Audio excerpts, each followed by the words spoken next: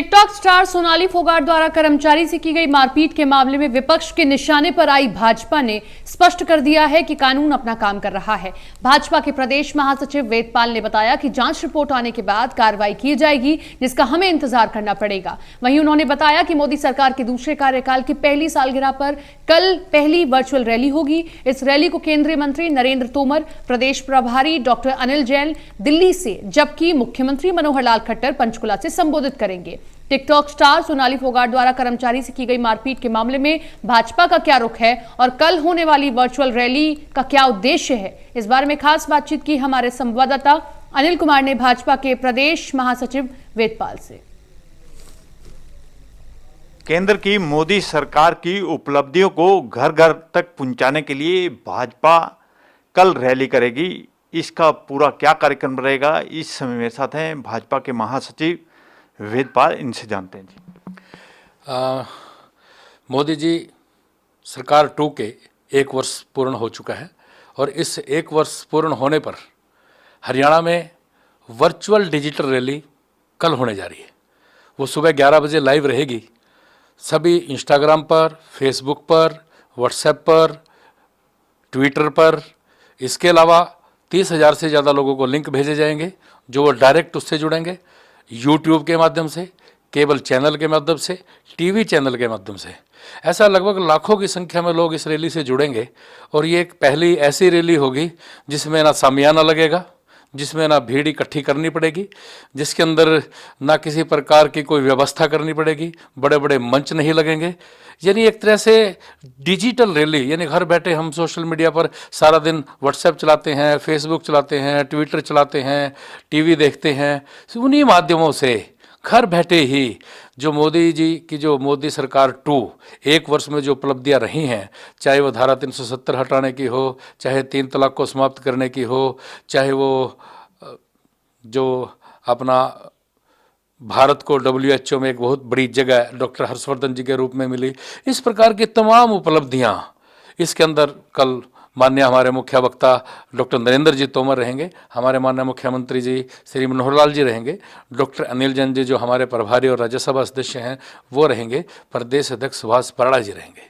और इसके अंदर सुभाष बराड़ा जी और माननीय मुख्यमंत्री जी पंचकुला से जुड़ेंगे और डॉक्टर तोमर जी और डॉक्टर अनिल जैन जी वो दिल्ली से जुड़ेंगे। तो एक तरह से डिजिटल रैली इस प्रकार की होगी कि जो बिना किसी ताम झाम के और एक बहुत बड़ी संख्या में लोग इससे जुड़ेंगे। अपने आप में एक वास्तविक जैसी, वर्चुअल का मतलब है वास्तविक जैसी ही रैली होगी और जिसमें इतने ज़्यादा लोग जुड़ेंगे। वेदपाल जी, जिस तरह भी आपने बताया कि केंद्र की मोदी सरकार की उपलब्धियों को बताया जाएगा और जो सांसद और विधायक वो अपने ज़िलों में भाजपा कार्यालय से जुड़ेंगे या कहीं से भी जुड़ सकते हैं।